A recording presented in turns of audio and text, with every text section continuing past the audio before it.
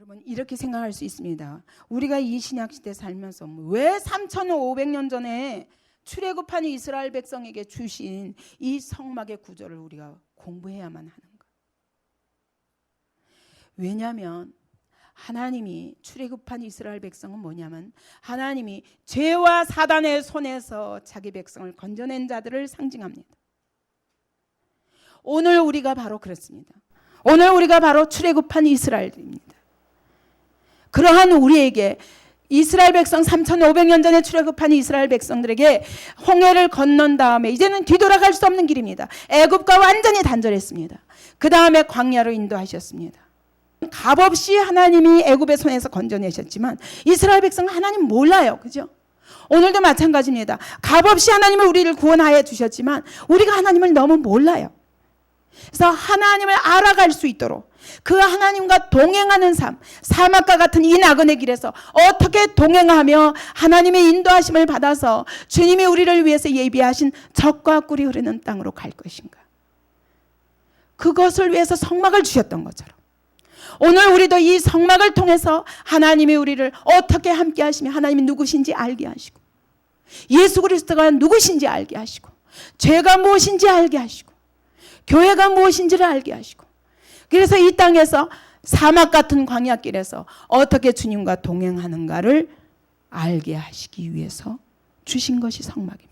그러므로 이 성막론을 통해서 우리는 어떻게 주님을 믿어야 되는가? 구원의 길을 명확하게 알게 됩니다. 그리고 어떻게 어디까지 가야 되는가? 예수를 믿는다는 것이 그분의 영광스러운 임재를 목격하고 그분과 깊은 영적 교통을 이룰 수 있는 데까지 나아가야 됩니다. 그 길이 바로 이 성막 속에 있습니다. 성막의 울타리를 보면 여러분 사막 가운데 사는 모든 사람들은 하나님을 진리를 사모하고 빛을 사랑하는 자들은 나오게 되어 있습니다. 근데 그 빛을 보고 오히려 빛을 미워하는 자들이 있습니다. 그것은 어둠을 사랑하는 자들이라고 말씀합니다. 그래서 울타리를 보고 멀리서부터 사모하는 자들이 성막문 울타리로 다가와서 가고 싶은데 가까이 갈 수가 없습니다. 우리에게는 그 울타리를 보기만 해도 내가 죄인이라는 걸 알 수 있습니다. 여러분 성경을 통해서 예수를 보기만 해도 내가 죄인이라는 걸 알 수 있습니다. 하나님의 말씀을 읽고 듣기만 해도 우리가 죄인인 걸 알 수 있습니다. 이 죄를 깨달은 자가 이제 이 죄를 해결하지 않고는 살 수 없다는 겁니다. 여러분 어떻습니까? 그 날마다 죄를 밥 먹듯이 짓고 살면서 여러분 그러면서도 떳떳하고 그것이 별 문제가 안 됩니까? 그것은 여러분 축복이 아닙니다. 내가 죄를 끌어안고 고통하고 있으면서도 여러분 날마다 오늘 내 사업이 잘 되기만 하면 내가 별 큰 문제가 없이 내 몸이 건강하기만 하면 문제가 없다고 생각한다면 어리석은 자입니다. 어떤 사람이 성막문으로 성막 안에 들어오게 되고 성막문에 들어오면 제일 먼저 번제단을 맡게 되는데 여러분 하나님 앞에 나오면 제일 먼저 맡게 되는 것이 뭐냐면 이 번제단을 보면서 내 죄 때문에 재물이 죽어야 된다는 것입니다. 이 번제단 앞에서 우리가 맡게 되는 것은 죽음입니다. 이 단의 뜻이 뭐냐면 죽음의 장소라는 뜻입니다. 도살하는 곳입니다. 죽이는 곳입니다. 근데 거기다 제단이라고 그럴 때는 높이 들려지다. 제단은 항상 높이 있습니다. 높이 들려지는 겁니다. 다시 말하면 여러분 여기서 죽이는데 왜 죽이냐면 하나님 앞에서 죽이는 것입니다. 높이 들려져서 하나님이 받으시도록. 왜? 죄값은 사망이기 때문에 내 죄로 인해서 이 재물이 죽었습니다 하고 재물을 죽이는 장소가 바로 제단입니다. 근데 또 번제단은 뭐냐면 거기다가 죽이는 것으로 끝나는 것이 아니라 번은 뭐냐면 태운다는 번자거든요. 태워서 불태워 드리는 거예요. 이것이 번제단의 뜻입니다. 그래서 번제단, 제단의 뜻이 히브리어로 들려지다라는 뜻이 있습니다. 여기서 짐승을 죽이고 그리고 불태우고 하나도 남김없이 여기 이 그물 밑으로 재가 다 떨어지게 되어 있습니다. 그래서 다 태워지고 재만 남는 것입니다. 이걸 성문 밖으로 갖다가 일정한 장소에 갖다가 버리게 됩니다.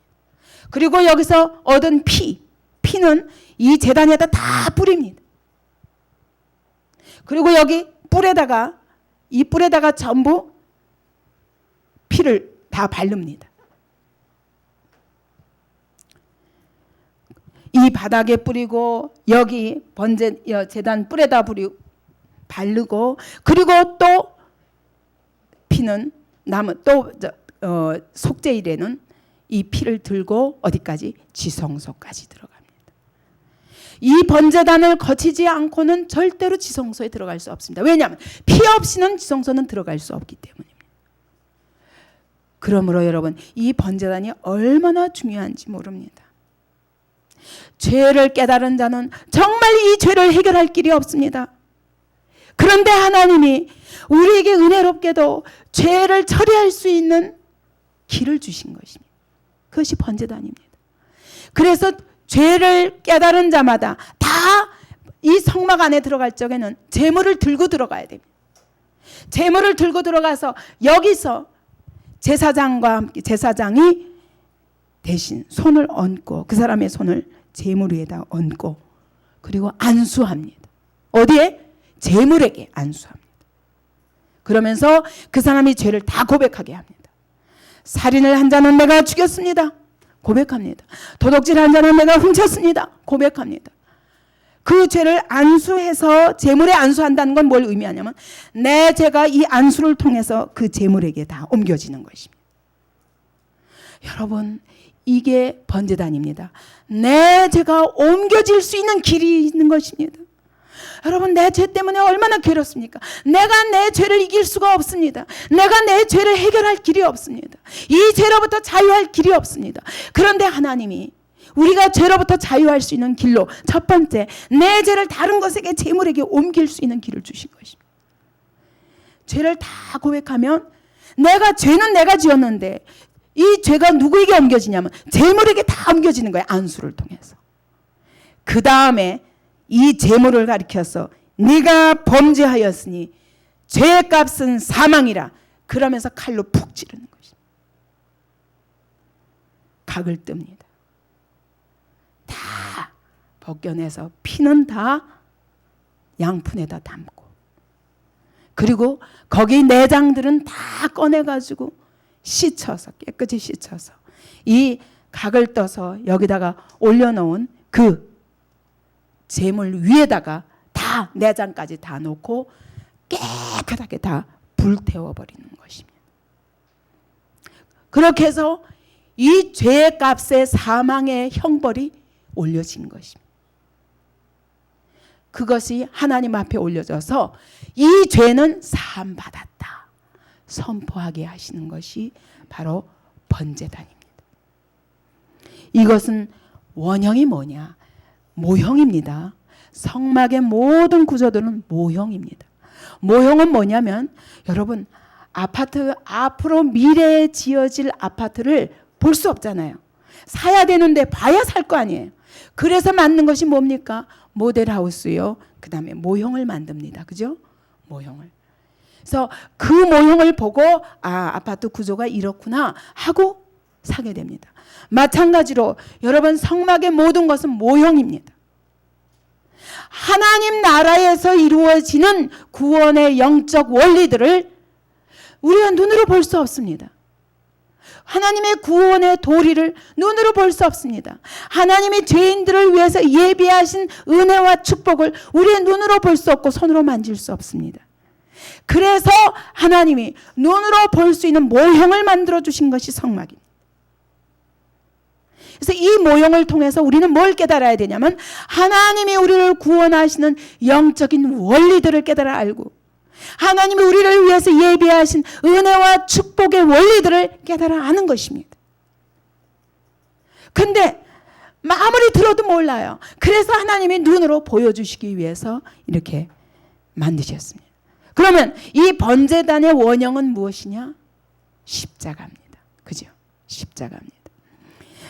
민수기에 보면은 불뱀들이 이 이스라엘 백성들이 범죄하는 바람에 원망하고 불평하면서 불뱀에 몰려들어서 다 이스라엘 백성 물었습니다. 물린 자마다 다 죽어갑니다. 그때 하나님의 치료책이 뭡니까? 비록 하나님을 원망하는 죄를 지었지만 하나님이 죄로 말미암아 그냥 죽도록 하시지 않았어요. 모세가 손을 들어서, 우리의 중보자 모세가 손을 들어 하나님 앞에 기도하니까 하나님이 노뱀을 만들어라. 노뱀을 만들어서 장대에 달아라. 그때 달다. 그게 들려지다 라는 뜻입니다. 그게 제단이라는 뜻이에요. 그러면서 그 단이 그 노뱀을 쳐다본 즉 살더라.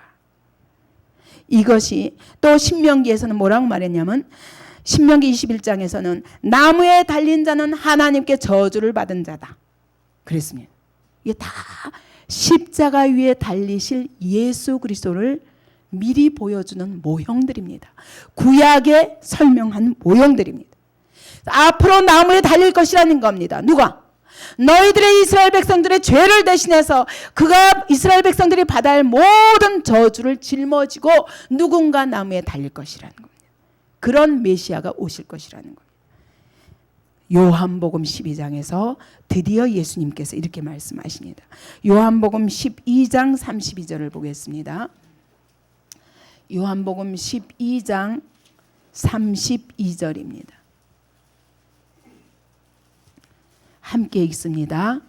예수님이 뭐라고 말씀하셨냐면, 내가 땅에서 들리면 모든 사람을 내게로 이끌겠노라 하시니, 예수님이 또 그 요한복음 16장에서도 뭐라고 말씀하시냐면, 내가 들려야 하리라.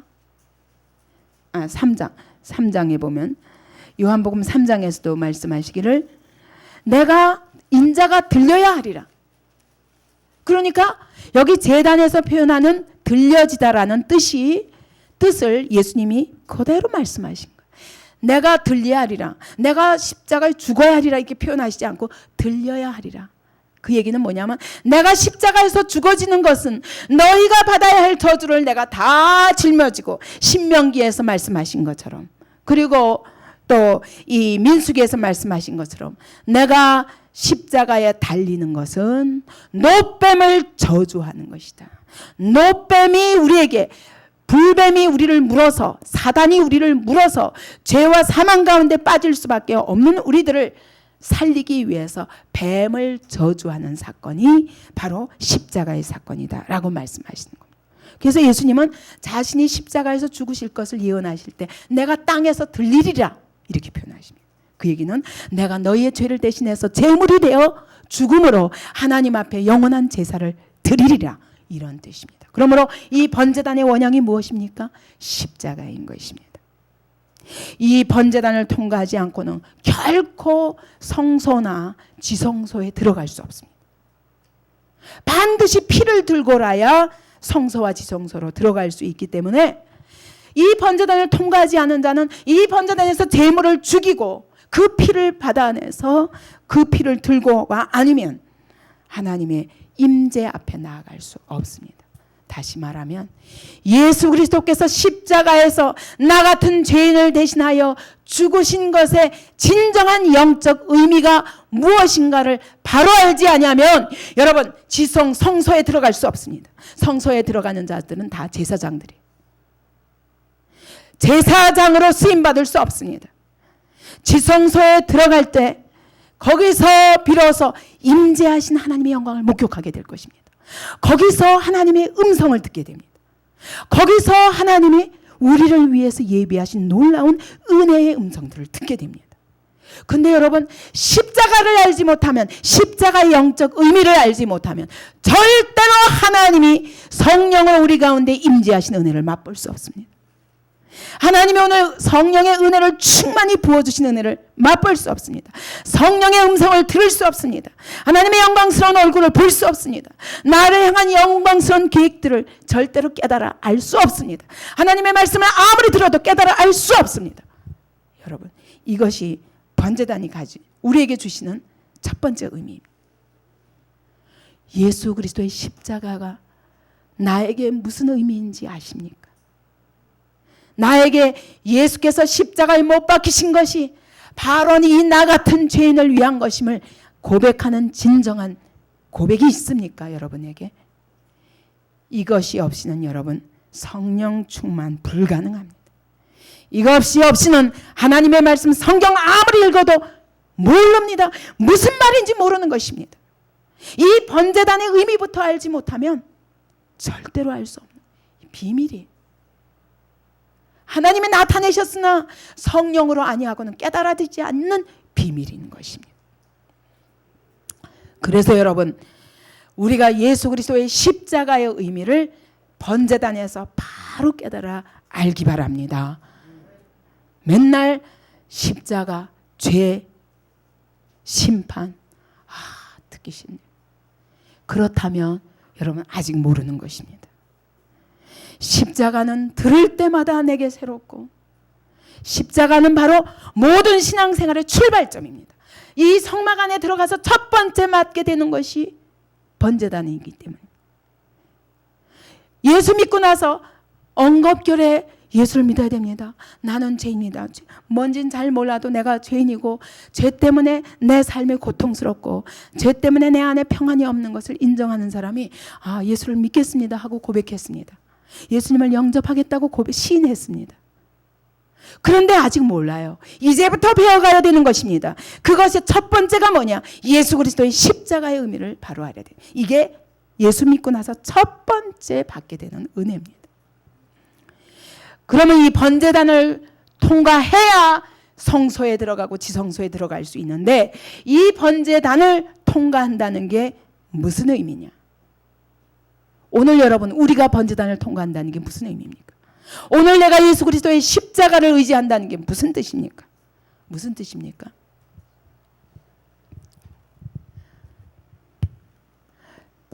예수 그리스도의 십자가를 통과한다는 건 첫 번째 무엇입니까? 나는 죽을 수밖에 없는 죄인입니다.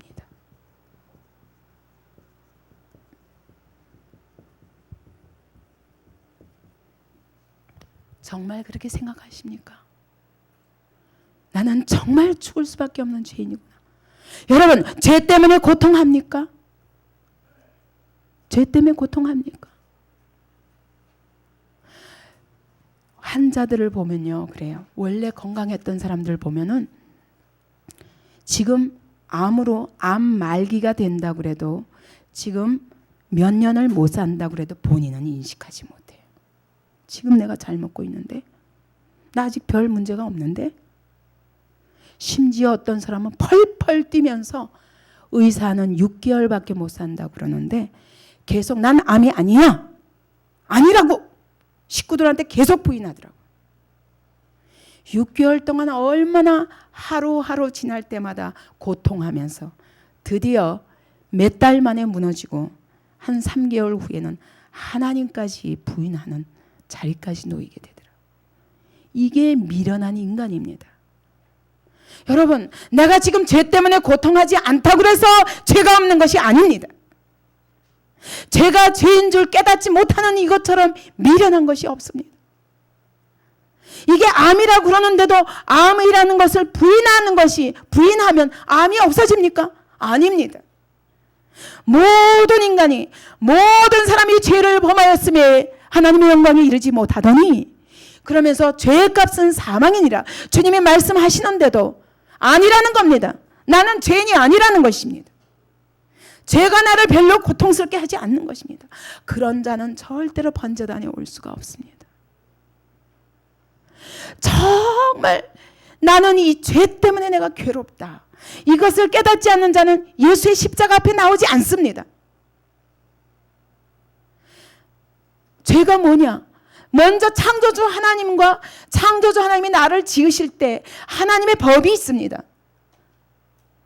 법대로 안 사는 자는 언젠가 잡혀서 반드시 체포되어서 형벌을 받아야 됩니다. 창조주 하나님의 법대로 살지 않는 것, 창조주 하나님의 원리와 내가 딴 길을 가고 있는 것 자체가 죄입니다. 창조주 하나님과 나와 관계가 없는 것, 이것 자체가 죄입니다. 그분과 상관없이 사는 것, 이것 자체가 죄입니다. 여러분, 하나님 해도 무감하고 죽음 해도 무감하고 이것처럼 저주가 없습니다. 자기가 지금 죽어가면서도 죽어가는 것을 모르는 것입니다. 오늘 아침에 여기서 나가다가 무슨 일을 만날 줄 압니까? 우리 앞에 1초 앞에 뭐가 있는 줄 압니까? 아무것도 모르면서 나는 괜찮다. 이것처럼 무지한 것이 어디 있습니까? 여러분, 하나님과 관계가 멀어지면, 예수를 알고 나면 여러분, 하나님과 내 사이가 멀어지는 것처럼 고통스러운 게 없어요. 여러분, 하나님과 내가 멀어지고 하나님의 음성을 도무지 못 알아들어도 별 고통이 없습니까? 여러분, 이것은 진짜 저주입니다. 큰일 난 거예요. 큰일 난 거예요. 문둥병자가 살이 썩어서 뚝뚝뚝뚝 떨어져 가는데도 고통을 몰라요. 이건 진짜 심각한 겁니다. 우리는 영적 문둥병자와 같이 죄 가운데 있으면서도 죄 때문에 고통하지 않는 것은 저주입니다. 이 번제단 앞에 나아갈 수 있는 자는 이 죄가 괴로워서 나가는 것입니다. 아버지, 죄를 해결해 주시옵소서. 나는 주님과 나 사이가 거리가 있는 것을 견딜 수가 없습니다. 여러분, 사람과 사람 사이도 마찬가지입니다. 부부간에 여러분, 정말 이게 사랑의 교통이 없으면 이건 문제입니다. 이것이 괴로워져야 됩니다. 이것이 괴롭지 않다면 금세 문제 있어요. 그죠? 문제 있습니다. 부모와 자식 간에 단절되어 있으면서도 그걸 고통으로 느끼지 않고 내 마음대로 살까 피차. 얼마나 불행입니까? 여러분, 얼마나 불행입니까? 죄는요, 관계의 문제입니다. 그래서 여러분, 하나님과 내가 관계없이 살고 있다면 큰일 났구나. 어떻게 해야 되는가? 고민해야 됩니다. 부부간에도 여러분, 대화가 끊겼으면 고민해야 됩니다. 어떻게 해서 회복해야 되는가? 이것이 우리의 고통이 돼야 됩니다. 그래서 어떻게 해요? 그런데 그게 우리는 서로 그러기 때문에 해결이 안 되거든요. 네 문제야, 네 문제. 너만 잘하면 내가 잘할 수 있는데 너 때문에 이거거든요. 근데 사실은 여러분, 하나님 앞에서는요, 다 내 문제더라고요. 다른 사람과 문제가 있으면 다 내 문제로 받아야 돼요. 왜냐면요, 이 번제단을 보니까 그렇더라고요. 하나님은 어떤 분이냐? 죄를 너무너무 미워하십니다. 너무 죄를 미워하시는 분입니다. 왜냐하면 그분은 완전하신 의의 하나님이기 때문에. 근데 죄를 미워하는 것으로 끝나시는 하나님이 아니더라고요. 그잖아요. 하나님은요, 죄를 미워하시는데 그 죄를 용서하시기 위해서 일부러 하나님의 아들을 이 번제단하가 우리를, 죄인들을 대신해서 죽이고, 이 나 같은 더럽고 추한 죄인을 용서하기 위해서 당신의 독생자를 죽이고 독생자의 피를 흘리고 그 피를 받으시고 들고만 나와라. 들고만 나와라. 네가 죄인인 걸 인정만 해라.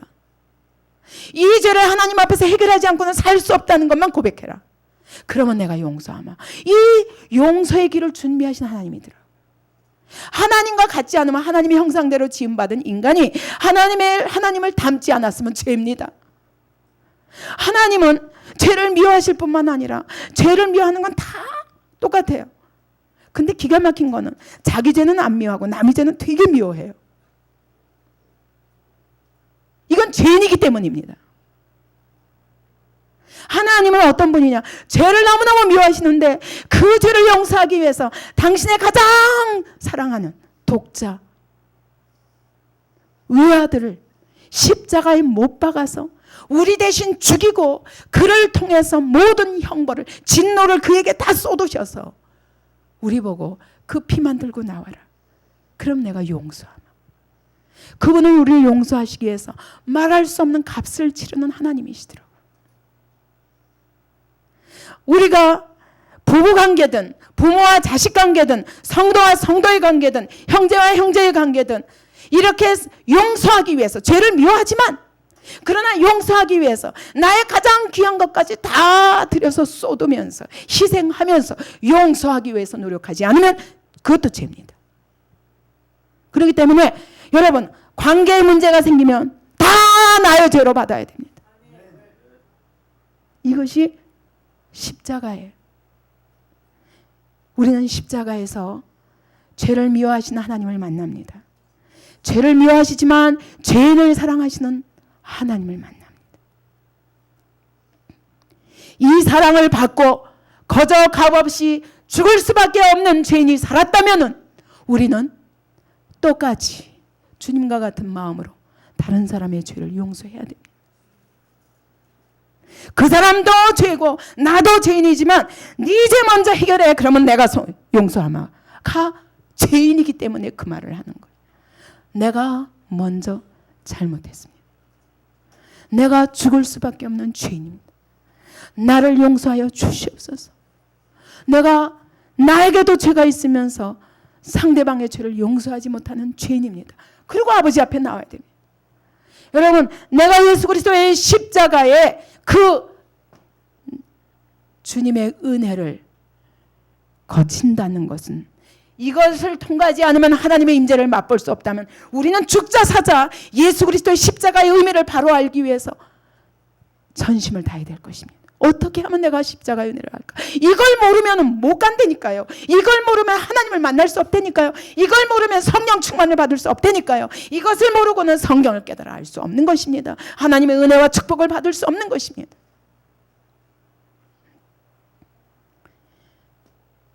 내가 정말 죽을 수밖에 없는 죄인입니다. 이것을 시인하고 정말 죽을 수밖에 없는 죄인이라면 여러분, 다른 사람의 죄를 보고도 어때요? 그 사람 죄 때문에 애통할 문제가 아니라 내 죄 때문에 애통해야 됩니다.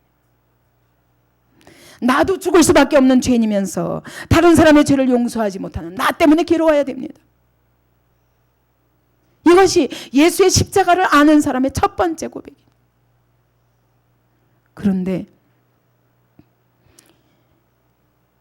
이런 죄를, 이런 죽을 수밖에 없는 이 죄인의 죄를 예수 그리스도께서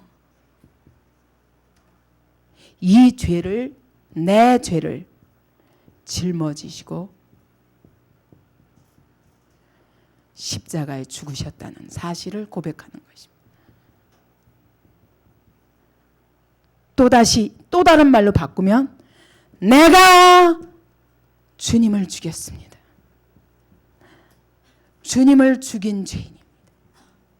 죄인입니다. 로마 병정이, 유대인들이, 바리새인들이, 대제사장들이 죽인 것이 아니라 내가 주님을 죽였습니다. 그런데 그분은 모르고 죽임을 당하신 분이 아닙니다. 그분은 이것을 만세 전부터 준비하셨다고 그랬어요.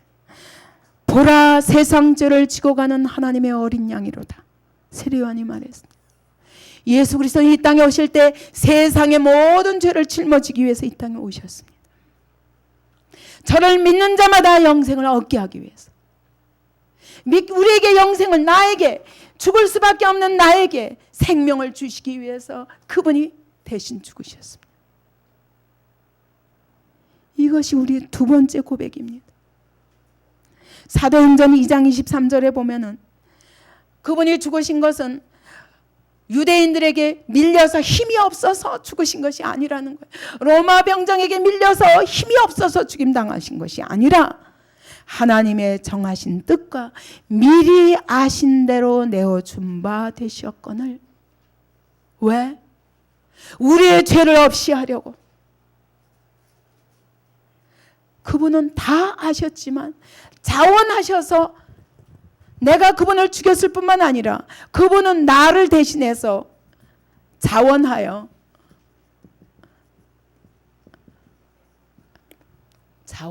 죽으셨습니다.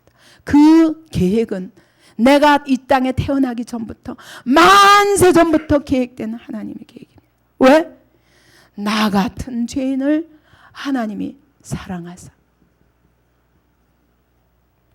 말할 수 없는 하나님의 사랑을 깨달아 아는 것입니다.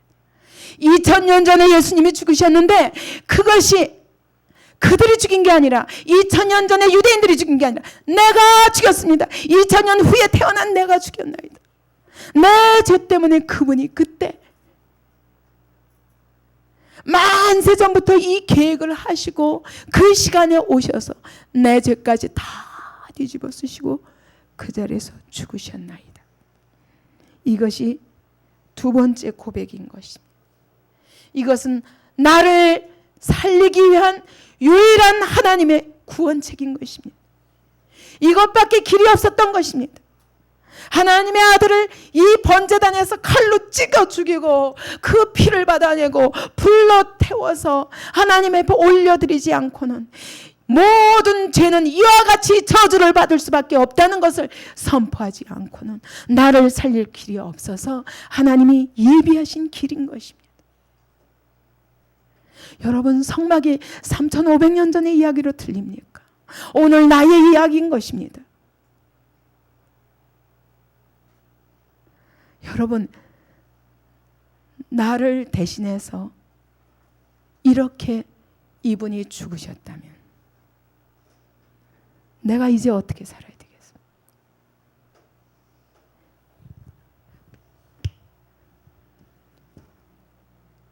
이제 내가 어떻게 살아야 됩니까? 내가 그분을 죽였습니다. 그러나 그분은 나를 사랑하사 내가 원수 되었을 때 나를 대신해서 죽으셨습니다. 그러므로 그때 죽은 것은 그분이 아니라, 그때 죽었어야 하는 것은 그분이 아니라 나였습니다. 내가 죽었어야 되는데 주님이 대신 죽으셨습니다. 그러므로 이제 그것을 깨달았으니 이제 나는 그리스도와 함께 이미 죽은 자입니다. 내가 죽었습니다. 나는 죽었습니다. 고백하는 것입니다. 죽었습니까? 죽긴 뭘 죽어요. 근데 수없이 살아나잖아요. 자기 뜻대로 살잖아요. 언제 주님께 몸을 드렸습니까? 주님께 뭘 드렸습니까? 우리가 십자가를 고백하면서도 얼마나 거짓된 자들인지를 깨달아야 됩니다. 내가 죽었습니다. 죽었으면 내 말은 없어야 돼요. 정말 죽었으면 내 생각은 없어야 됩니다. 정말 죽었으면 내 감정은 없어야 됩니다. 육체가 죽은 것입니다. 그래서 로마서 8장에서도 예수님이 말씀하십니다. 바울을 통해서 그리스도께서 너희 안에 계시면 너희 몸은 죄로 인하여 죽은 것이요 영은 의로 인하여 산 것이다. 정말 그리스도께서 너희 안에 계시냐? 그러면 네 몸은 죽은 몸이다. 네 육체는 죽은 것이다. 더 이상 이 육체의 정욕이 나를 사로잡을 수 없고, 더 이상 이 육체의 욕심이 나를 사로잡을 수 없고, 더 이상 이 죄의 세력이 육체가 원하는 대로 살 수 없는 사람이다. 그것이 예수의 십자가를 믿는다는 의미입니다. 내가 죽었습니다. 나는 죽었고, 그러면 난 뭐냐? 내 안에 사는 것은 그리스도이십니다. 내가 그리스도와 함께 십자가에 못 박혔나니 그런즉 이제는 내가 산 것이 아니요 오직 내 안에 그리스도께서 사신 것이라. 이것이 우리의 고백이 될 수밖에 없는 것입니다. 예수 십자가를 붙들었습니까? 붙들었습니까? 그렇다면 나는 죽을 수밖에 없는 죄인인다가 모든 생각의 원천이 되어야 됩니다. 무슨 일을 바라보든지 내가 죄인입니다. 내가 죄인입니다. 무슨 문제든지 내가 죄인입니다. 그래야 하나님의 임재 앞에 나갈 수 있습니다. 그래야 하나님의 은혜를 받을 수 있습니다. 그래야 하나님이 나에게 눈을 열어 하나님의 놀라운 비밀을 알게 하십니다. 하나님의 음성을 들을 수 있습니다. 거기서 모든 해답이 나옵니다. 거기에 하나님의 은혜가 준비되어 있습니다. 거기에 하나님의 축복이 준비되어 있습니다. 영광스러운 삶이 준비되어 있습니다. 이것이 되기 전에는 절대로 신앙생활이 아닙니다. 여러분, 십자가를 놓고 갖가지 헬라말, 히브리말 다 동원해서 연구하는 신학 박사라 할지라도 예수 그리스도의 십자가가 이 가슴에 나에게 이런 고백이 되어지지 않으면 번제단을 통과한 사람이 아닙니다. 그래서 요한복음에 사람이 거듭나지 않으면 하나님 나라에 들어갈 수 없다. 사람이 번제단을 통과하지 않고는 하나님의 지성소에 들어갈 수 없다. 같은 말입니다. 육에 속한 사람은 하나님의 성령의 일을 받지 아니하니, 육에 속한 사람은 아무리 이것을 지적으로 풀어 해석할 수 있다 할지라도 이것이 내 심령 속에 이루어지지 않은 자는 육에 속한 사람이지 성령에 속한 사람이 아니야. 성령의 일을 절대로 받을 수가 없습니다. 그러므로 지성소 안에 들어가서 하나님과 교통하며 하나님의 음성을 들으며 하나님이 오늘도 우리에게 부으시는 은혜를 경험한다는 건 있을 수 없습니다. 그런 일이 어떻게 미신같이 하나님의 음성을 들었다면 한국말이야, 중국말이야, 일본말이야, 성령의 일이라니까. 성령의 일. 성령의 교통이 있지 않으면 어떻게 알겠습니까? 예수 십자가를 모르는데 예수 십자가 앞에서 내가 죽을 수밖에 없는 죄인입니다. 내가 주님을 죽였나이다. 그러므로 그때 죽은 것은 주님이 아니라 납니다. 주님, 이제 내가 산 것은 주님이지 내가 아닙니다. 내가 주님으로 살겠나이다. 이 고백이 이루어지지 않으면 성소에 들어갈 수 없습니다. 지성소에 더더군다나 들어갈 수 없습니다. 고린도후서 4장에 보면 복음의 강체가 예수 그리스도는 하나님의 형상이시라. 근데 그 하나님의 형상을 보면서도 그 영광의 강체가 비치는데도 못 알아보는 거야. 왜? 이 세상 신이 너희 마음을 혼미케 하였기 때문이다. 예수 십자가 아무리 봐도 모르는 거예요. 예수께서 나를 위해 십자가 못 박히셨다. 그렇대. 상관없는 거예요. 여러분, 죄 때문에 애통하십니까? 축복입니다. 다른 사람의 죄가 아니라 내 죄 때문에 애통하십니까? 그것이 축복입니다.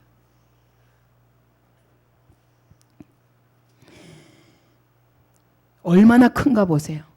2.5m의 이 네모 반듯하게 정사각형 5규빗씩 2.5m, 2.5m, 1.5m. 그러면 얼마나 커요? 2.5m면 번제단이 엄청 큽니다. 어떤 재물이라도 갖다 놓고 다 죽이고 불태우기에 모자람이 없도록 그렇게 큰 번제단입니다. 그리고 이것은 전부 원래는 나무로 되어 있어요. 나무. 조각목은 뭐냐면 이 사막지대에서 사는 나무인데 사막지대에서는 이렇게 햇빛이 뜨거우니까 이게 나무들이 이렇게 똑바로 이렇게 자라지 못합니다. 꼬불꼬불꼬불 막 배틀 이렇게 생겼어요. 그러니까 참 쓸모없는 나무거든요.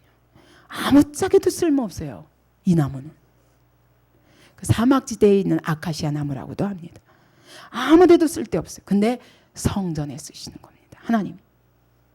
조각목으로 다 되어 있고 그 조각목인데 생각해 보세요. 여기 나무인데 여기서 번제를 드리면 불태워지잖아요. 근데 이 불이 24시간 한 번 이 성막이 지어진 후 성막이 없어지는 날까지, 성전 지어진 후 성전이 없어지는 날까지 이 불은 절대로 끊어지지 않습니다. 활활 타올라요. 그러면 여러분 그 온도가 얼마나 될 것 같아요? 어마어마한 온도일 거 아니에요. 그죠? 근데 어떻게 나무가 안 탑니까? 이 번제단이. 왜냐하면 여기다가 노수로 입혔기 때문입니다. 그래서 나무를 하나도 남은 것이 없도록 다 뿔도 그렇고 다 전부 싸서 거기에 산소가 들어갈 구멍만 있으면 그걸 통해서 불이 들어가서 태울 수밖에 없거든요. 번제단이 없어질 것입니다. 그런데 완전히 노수로 입혔습니다. 이 조각목은 무엇을 의미하냐? 이 볼품없는 모습으로 하나님의 아들이 오신 것입니다. 영광의 보좌에 앉아 있을 그 하나님의 아들이 이 볼품없는 조각목과 같은 모습으로 오셔서 그의 육체는 조각목과 같은 것, 이 볼품없는 죄인의 모습으로 오셔서 놋을 다 뒤집어 쓰셨습니다. 하나님의 심판을 다 뒤집어 쓰셨습니다. 그런데 기가 막힌 거는 그 번제의 고열에도 절대로 안 탔다는 것입니다. 네, 이 놋은 금보다도 내열 온도가 더 높습니다. 그래서 금이 녹아도 놋은 안 녹는 거예요. 그렇게 가장 고열에 강한 것입니다. 이건 뭘 의미하냐? 비록 육체로 오셔서 번제단에 하나님의 심판을 다 뒤집어 쓰시고 죽으셨지만 그분은 썩을 수 없는 분입니다. 번제단이 타지 않은 것처럼 주님은 절대로 타지 않았습니다. 모든 십자가의 고난을 넉넉히 이기셨습니다. 죄를 이기시고 사단을 이기시고 죽음을 이기셨습니다. 십자가를 통한 모든 고난을 다 이기셨습니다. 그리고 부활하셨습니다. 절대로 여기에 아무리 불이 타도 그분은 죽으실 수 없는 분이십니다.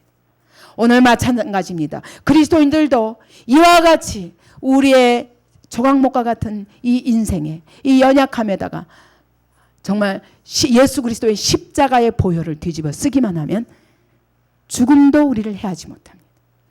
어떤 고난도 우리를 해하지 못합니다. 저는 한 가지 내가 목회를 하면서도 때로는 정말 난 못하겠습니다. 정말 못하겠습니다. 할 만큼 내가 괴롭지만 그러나 난 한 가지 분명한 것이 있습니다. 하나님이 나를 여기까지 인도하신 분이 절대로 끝까지 승리하게 하시리라. 이것 때문에 오늘 내 감정과 내 연약함에 주저앉을 수는 없는 것입니다. 반드시 승리하게 하시는 분입니다. 여기 보면은 4개의 뿔이 있습니다. 이 4개의 뿔은 동서남북에 달려 있습니다. 사방에 달려 있습니다. 이 복음은 예수께서 여기서 우리를 대신해서 십자가에서 모든 저주를 뒤집어 쓰시고 우리를 대신해서 죽으심으로 이제 이 십자가 앞에 나오는 자마다 용서함을 받으리라. 이 복음은 천하 만민에게 동서남북 천하 만민에게 전해져야 된다는 것입니다. 구원, 이 뿔은 성경에서 구원의 뿔이라고 말합니다. 여호와는 나의 구원의 뿔이시요 이렇게 고백합니다. 이 복음은 모든 믿는 자에게 구원을 주시는 하나님의 능력입니다. 구원은 무엇입니까? 죄에서 건져주시고 사단의 손에서 사망의 손에서 우리를 건져주시는 것입니다. 구약에서 아무리 죄를 지어도 여기 가서 제단불을 딱 잡으면 살인자라도 제단불을 가서 딱 잡으면 절대로 그 사람 못 죽여요. 왜? 이건 하나님이 용서하신 것입니다. 오늘 이 뿔은 주님이 우리의 구원의 뿔이 되심을 의미하는 것입니다. 우리가 잘못해서 어떤 죄를 지었다 할지라도 이 뿔을 붙잡기만 하면 용서하시겠다는 약속입니다. 그래서 열왕기상을 한번 보십시오. 1장 508페이지 9페이지 저기입니다. 50절부터 53절 50절부터 보니까 아도니아가 솔로몬의 그런 왕위에 오르기 전에 자기가 왕이 되려고 했었습니다. 그러다가 이제 다윗이 솔로몬을 왕으로 세우니까 아도니아가 큰일 났거든요. 이건 반역죄입니다. 반드시 죽을 수밖에 없는 죄입니다. 네, 아도니아도 솔로몬을 두려워하여 일어나 가서 제단뿔을 잡으니 혹이 솔로몬에게 고하여 가로되 아도니아가 솔로몬 왕을 두려워하여 지금 제단뿔을 잡고 말하기를 솔로몬 왕이 오늘날 칼로 자기 종을 죽이지 않겠다고 내게 맹세하기를 원한다. 이 뿔을 딱 붙잡고 나 죽이지 않는다고 약속해. 그럼 내가 이거 놓게. 그래가지고 솔로몬이 못 죽였어요. 못 죽였어요. 이와 같이 어떤 죄라도 이 제단뿔을 잡기만 하면 예수 십자가를 붙잡기만 하면 예수님이 나의 구원의 뿔이신 것을 믿고 붙잡기만 하면 다 사해 주시는 것입니다. 그래서 여러분 우리가 하나님 앞에서도 이렇게 죄를 고백할 뿐만 아니라 형제간에도 여러분 정말 예수의 이름으로 제단뿔을 붙잡고 나를 용서해달라고 할 때 용서해야 돼요. 그죠? 어떤 죄라도 살인죄라도 죽일 수 없습니다. 그리고 여기에 두 채가 있습니다. 이 채는 들고 나르는 거예요. 이 채를 꿰어가지고 평상시에는 놓다가 그 다음에 이 채를 꿰가지고 광야길을 이 사막길을 날르고 다닙니다. 그런데 이와 같이 이 두 채를 가리켰었던 사람은 예수 그리스도의 죽음과 복음에는 두 가지가 있는데 예수의 죽음과 부활이다. 죽음으로 끝났더라면 우리에게 소망이 없지만 바로 살아계신 그리스도 이것이 바로 우리에게 소망이요. 그분이 죽으셨기 때문에 죄사함 받았고, 그러나 사셨기 때문에 오늘 우리에게 부활의 소망이 있다는 것입니다. 그리고 여기에는 자, 이게 불을 붙인다고 그랬잖아요. 근데 우리는 여기서 성냥불을 걷다가 붙이는 게 아닙니다. 이 불은 레위기 9장을 보겠습니다. 레위기 9장.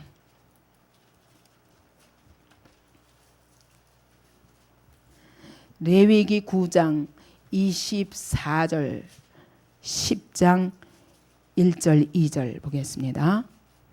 159장입니다. 불이 여호와 앞에서 나와 단 위에 번제물과 기름을 사른지라 온 백성이 이를 보고 소리지며 엎드렸더라.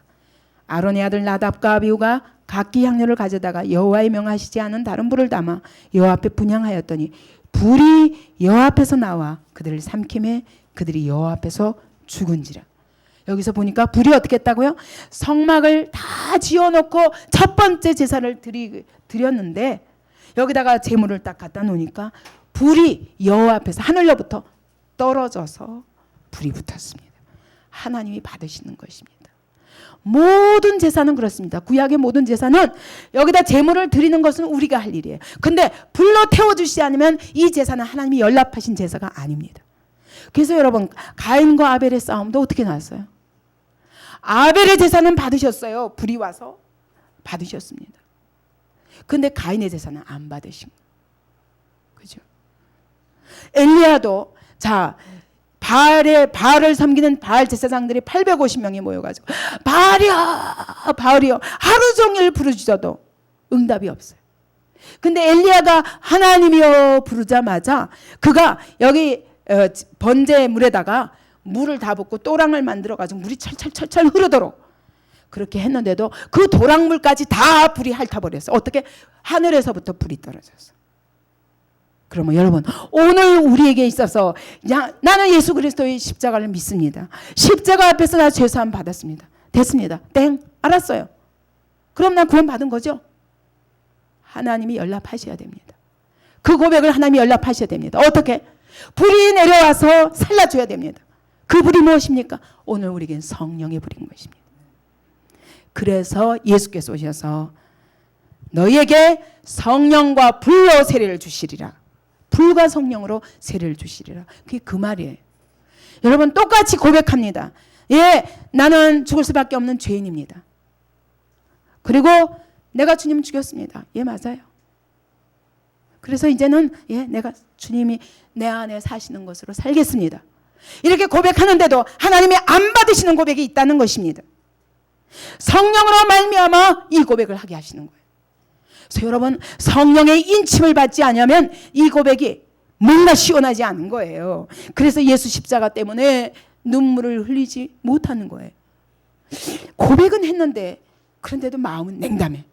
그렇다면 여러분 성령의 은혜를 구하시기 바랍니다. 하나님 나의 고백을 기쁘게 받으시도록 이 고백이 주님이 기뻐 받으시는 연락하시는 고백이 되도록 하나님 나에게 십자가의 사랑을 성령의 불로 말미암아 깨닫게 하옵소서. 성령으로 말미암아 고백하게 하옵소서. 성령으로 말미암아 이제 내 안에 사는 것이 그리스도라고 고백할 수 있게 하옵소서. 이것이 이루어져야 됩니다. 불이 여호와 앞에서 나온 것처럼 오늘도 여러분 이 은혜가 내가 입술로 고백한다고 된 게 아니라 성령께서 인쳐주셔야 진짜 하나님이 받으신 고백입니다. 근데 이거를 갖다가 다른 불을 드린 사람이 있었습니다. 누굽니까? 나답과 아비후가 다른 불을 담아다가 자기가 불을 피워가지고 숯불을 피워가지고 가지고 가서 드렸어요. 하나님이 그 자리에서 나답과 아비후를 죽여버리셨습니다. 그 말은 무슨 말이에요? 우리의 이 신앙 고백이 있어서 여러분 여기다가 다른 거 섞을 수 없습니다. 절대로 섞을 수 없습니다. 예수 그리스도의 십자가에다 아무것도 섞을 필요가 없습니다. 섞어서는 안 됩니다. 섞는 것은 곧 죽음을 의미합니다. 예수의 십자가로 나의 모든 죄가 다 이루어졌습니다. 천주교는 뭔 줄 알아요? 이것만 가지고 안 된다는 거예요. 행위가 있어야 된다는 거예요. 다른 불입니다. 다른 불입니다. 여기다가 뭘 더해야 된다는 거예요. 자기 의를 더해야 된다는 거예요. 여기다가 선행을 더해야 된다는 거예요. 그거는 다른 불입니다. 복음이 오늘날 많이 섞여서 다른 불이 많이 들어갑니다. 그는 하나님이 안 받으십니다. 예수 그리스도 외에 구원받을 다른 이름을 주신 일이 없느니라. 이 복음에다가 더하거나 뺄 수 없다는 것입니다. 그래서 바울이 다른 복음 전하지 말라. 거짓 선지자라, 거짓 복음이라, 거짓 예수라 라는 말을 하게 되는 거예요. 예수를 전하는데 왜 거짓입니까? 성령의 인침이 없이는 인간이 육체의 말을 섞게 됩니다. 저는 목회도 그렇습니다. 나는 다른 불 드리기를 원치 않습니다. 어찌 보면 부흥을 위해서, 교회 부흥을 위해서 이런 방법 저런 방법 다 쓰면 더 많은 사람은 모이겠지만 저는 그것이 진정한 부흥이라고 생각하지 않기 때문에 하나님이 위로부터 불을 떨어뜨려 주시옵소서. 이것이 한 가지 소망이고 이것이 한 가지 기도 제목입니다. 하나님이 불을 내려주시지 않으면, 이번에도 제가 기도원에 가서 기도하는데 하나님이 그러시더라고요. 그래, 너만큼 성도들에게 열심히 가르치려고 하는 사람이 어디 있겠냐. 그러나 너는 알라, 내가 은혜 주지 않으면 네가 아무리 애써도 힘써도 안 된다. 하나님, 내가 이만큼 전했는데 왜 못 알아들을까요? 내가 은혜 주지 않으면 안 된다. 그러므로 네가 애써서 힘써서 가르치기도 하지만 그러나 은혜를 구하라. 맞습니다. 제가 얼마나 울었는지 몰라요. 그랬습니다. 주님, 내가 아무리 내 모든 열심으로 하면 뭐예요? 주님이 은혜를 주셔야지. 내 마음이 가난합니다. 주님이 안디옥 교회 여기 모인 심령들에게 하나님 하늘로부터 불을 내려 주시옵소서. 하나님이 제가 전할 때 불을 내려서 받아 주시옵소서. 각 심령을 받아 주시옵소서. 그러지 않으면 백날 들어도 깨달을 수 없는 것입니다. 성령으로 아니하고는 절대로 알아들을 수 없습니다. 제가 하는 설교도 다 왜곡할 수 있습니다. 그래서 정죄로 들릴 수도 있습니다. 정죄가 아닙니다.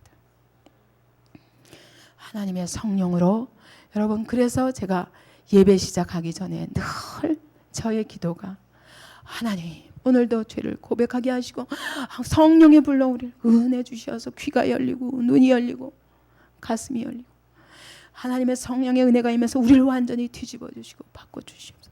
이것밖에 제가 구하는 게 없어요. 하늘로부터 불이 내려와야 됩니다. 이것을 사모하는 우리 예배가 되기 바랍니다. 하나님의 말씀을 들을 때마다 하늘로부터 불을 내려 주시옵소서. 주님이 받으시옵소서.